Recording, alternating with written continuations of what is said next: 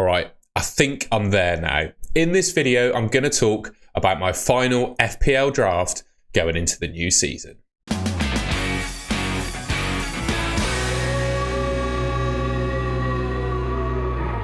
So I'm going to use a couple bits, as I do in all of my team selection videos, a couple of bits of data and statistics, etc., to talk through my defender pick. So first up, I wanted to show how I'm picking my goalkeeper. I've done this in previous videos, and I'm not going to, go through it in detail.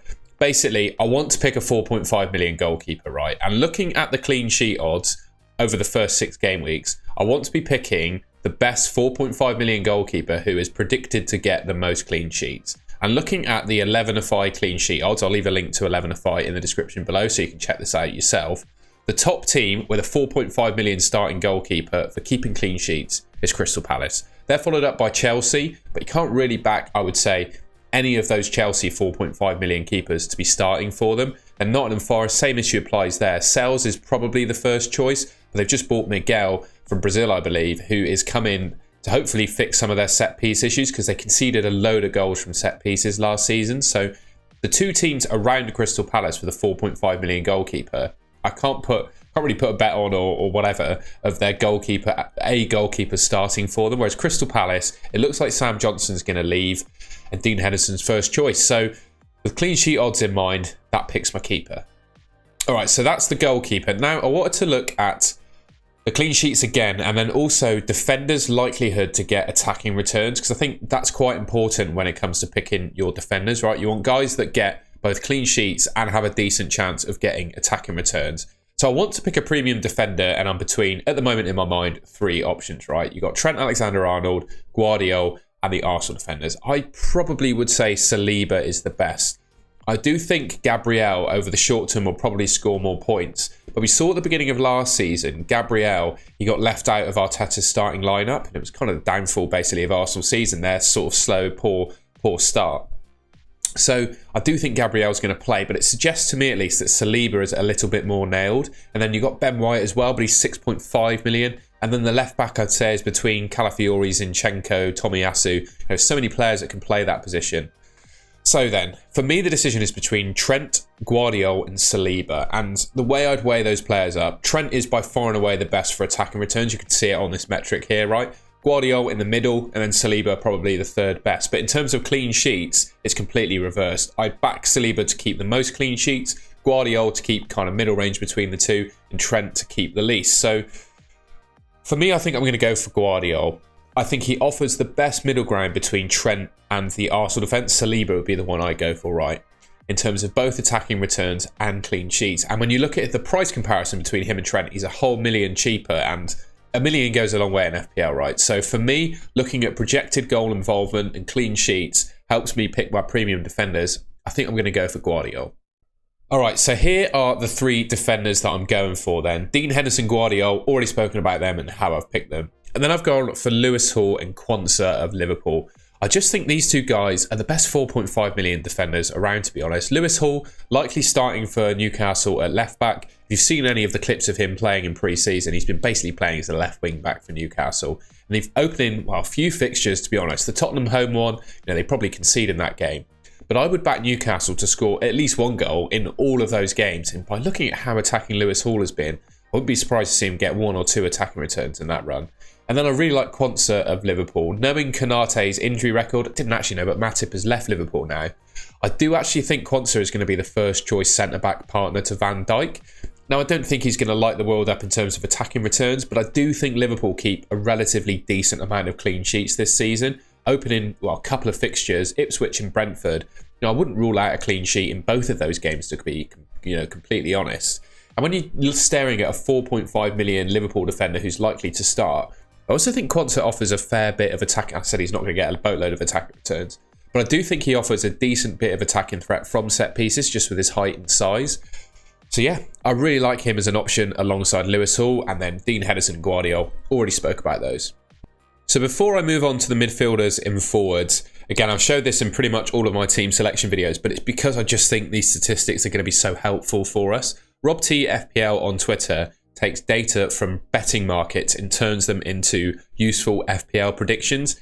And here we've got total goal involvement in the Premier League. So players predicted, the goal involvement for each player, or the top players at least in the Premier League predicted, right? And these come from gambling companies. And I always say the best predicted models you will find are from gambling companies because they spend the most money on developing the algorithms in order to make as much profit as possible on people betting, right? That's just how the world works. So for me, in terms of predictions, people are, gambling companies are banking money on this. They spent a lot of money on it and they're banking it to win them some in betting. So I'd stand by the statistics. It's the best we've got, I think, before the season begins, right? No one can actually predict, with full clarity and certainty the outcomes of games coming up, right? It's just not possible. But I'd say this is the best way or method we've got. You can see in terms of returns expected for the season, the top 5 being Haaland, Salah, Palmer, Son and Foden. Again, there's so many players on this list, I'm not going to read through them all. But I'm picking... you can't pick all the top guys, right? I can't have all of Haaland, Saka, Salah, Palmer, all of those guys. Can't have them all in my team. So you have to cherry pick, the best players for expected returns by sort of price point. And that's kind of what I've done when picking my midfield and forwards. All right, the 4 in midfield I've gone for then, Salah, Eze, Gordon and Smith Rowe. Salah is just the best FPL asset of all time. Last season was actually, I would suggest, by his standards, he'd consider it to be a bit disappointing, but he still came away with nearly 30 attacking returns. And the first 3 fixtures, Ipswich away, Brentford at home, 2 great fixtures, and then Man United away. Now, you might think, well, Man United away could be a tough fixture, but Salah always seems to play well and do something against Man United. Eze, I am a little bit concerned about his potential to be transferred to Man City. You might well see another one of these drafts come out if he does go. But right now, he's looking like he's going to stay at Crystal Palace. He's got, Brentford away first up, West Ham at home first up, Chelsea away third up. Better expected points even than Anthony Gordon, right? That's what Fantasy Football Hub is suggesting he's going to do. And for me, he's going to be the talisman of that Crystal Palace team. On penalties, free kicks, we all saw how good he was in that team. We all know how good of a player he is and how important he is to that Crystal Palace team. And with Mateta, a striker alongside him that's actually putting the ball in the back of the net now, I think he could get not just goals, but a boatload of assists as well. Anthony Gordon, I think, is just a nice, safe pick. I really like him at 7.5 million. I think he's going to start every game he's fit for Newcastle. I think he proved last season that he's just one of Eddie Howe's favourites. If you've seen the podcast that he did with Gary Neville, I always go back to this, but it just shows the elite mentality that he has. Based on that and how I've seen him play and like the characteristics of the guy, I just see him having a better season than last year. I don't see any way that he doesn't improve on last season based on, how he is as a person, etc. Southampton, Bournemouth, Tottenham first 3. I'd spoke about that already with Lewis Hall, but I would genuinely expect Newcastle to be able to score in all 3 of those games. That Tottenham at home fixture you might think is the most difficult, but judging by how the 2 teams play, I think that's going to be a bit of a goal fest, to be honest, and hopefully Gordon is going to be involved in some of those goals. Then finally, this is probably what I wanted to spend the most attention on, really. I've gone for Emil Smith Rowe as a 5.5 million midfielder. Do I believe he's going to be the best? Yes, because he's in my team. But ultimately for me, I think you need to leave space in your team for a 5 to 5.5 million midfield option, because this year in FPL, there are just so many decent pickable players at this price point. I would say pick one to begin with who you believe is the best. And ultimately, I think after 4 or 5 game weeks, one will probably emerge as the best, and that's the time to hop on them. And the next bit, I just wanted to go through who are my picks at this price point. So I've already got Smith Rowe, so I've not circled him. I'd say other alternatives if you wanted to be different from me. Semenyo, Hudson-Odoi, Jacob Murphy of Newcastle, who's had a fantastic pre-season. I do think he's probably going to start this first game week. Semenyo at Bournemouth. Solanke's just left. They're probably going to sign in Nketiah, but I still think that leaves, space for a goal scorer in that Bournemouth team, which Semenyo could fill. Hudson-Odoi, I think, would be quite decent for Nottingham Forest. Kluivert and Minter. Kluivert took a penalty during pre-season for Bournemouth. Does that mean he's on penalties for the Premier League this season? I don't know. Open question, I say there. Minter of Brighton has had a really good pre-season, comes in with a great reputation from his previous club. I think he could be really good this season. His opening fixtures, though, what's he got? Everton, Man United and Arsenal as the first 3. I suggest they're quite difficult, so I can't justify picking him based on that. And then he's been talk of the town all of pre-season, basically. Morgan Rogers of Aston Villa, I think, is a decent option as well. So, I mean, yeah, look, and I've not even named them all. There are probably other players at this price point I haven't mentioned that you're eyeing up yourself. So, for me, I want to pick a player at this price category, and then I'm fully aware that I might be wrong. 3 or 4 weeks' time, I think one of these players will emerge to be a regular Premier League goal scorer, and then I just bring him into my team. What's left to talk about now then is my 3 forwards. I've gone for Haaland, Isak and Solanke. That Solanke move to Spurs and what Ange said in press conferences about players joining the club previously suggests to me that he's going to go straight into that starting 11. They've spent a lot of money on him and I think he suits the Spurs play style down to the ground. He's not a definite Harry Kane replacement. I'm not comparing him to Harry Kane, but he's got such an all-round good striker's game, which I think really suits that Spurs team. The only open question I would say is he going to take penalties? I would probably say no, not to begin with. I think Son, the club captain, still the talisman of that team, I would say. He's going to remain on penalties, in my opinion. But maybe if he misses 1 or 2, the door could open for Solanke. But I think the fact that Spurs are, I would say, better from an attacking perspective than Bournemouth were, sort of negates the fact that Solanke loses penalties, which he did have at Bournemouth. I think he only scored a couple of penalties for Bournemouth last season anyway. So 19 goals, 17 of them from open play. Penalties weren't a massive factor for him. So, yeah, 17 goals from open play, for example, for Bournemouth. How many could he get for Spurs? Isak, I think, is also great. He is just an absolute steal at 8.5 million. If he stays fit throughout the season, I think FPL have made a bit of a mistake on his price there, to be honest, considering Watkins is more expensive. Isak scored more goals from less games last season than Watkins did. Southampton at home first up. I genuinely think he's a captaincy shout for that game. I do see plenty of goals for Newcastle. You know, St James's Park against a newly promoted team. Could see him doing well in that one. And then Bournemouth and Tottenham after that. I mean, I could see him scoring in all 3 of those games. I'll put a punt out there. If he stays fit, Isak, for most of the season, I back him to score 25 to 30 goals. Genuinely think he's that level of a striker, particularly if he takes penalties, which I think he should do. Wilson was the other penalty taker option for Newcastle. I believe last season they were both on the pitch together and Isak took a penalty. So I think that might suggest that he's the pen taker now for Newcastle. And then I've gone for Haaland as well. So I do have Salah and Haaland in this draft. I'm just too scared to go without him, particularly with that game week 2 fixture in mind. I think you can get away with not having him for game week 1. That's absolutely fine. But then you come to game week 2 and he's got Ipswich, newly promoted team at the Etihad. We all know Haaland is kind of stronger against the weaker teams at home. That tends to be his sort of story and tends to struggle to score goals against the big teams. That seems to be how it works. Not all the time, but that seems to be a trend he's adopting. That's just written in the stars for me for Haaland to get a haul. So I want to cover him for that game. And then I've got, well, the top other players for expected points in game week 3 as well. I can see it there. Mo Salah 6.9, Man United away.